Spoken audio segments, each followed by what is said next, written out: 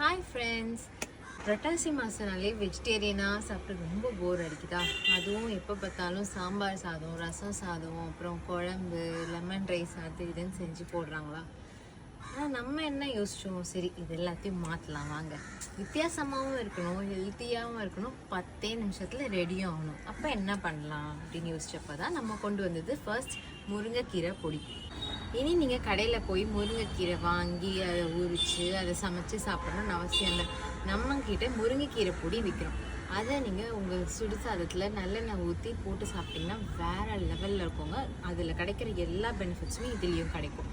ரொம்பவே நேச்சுரலாக நம்ம பண்ணுறதுனால ரொம்பவே ஹெல்த் பெனிஃபிட்ஸ் அதிகமாக இருக்குது. கால்சியம் ரொம்பவே அதிகமாக இருக்குது. நெக்ஸ்ட் பார்த்தீங்கன்னா கருவேப்பிலை பொடி.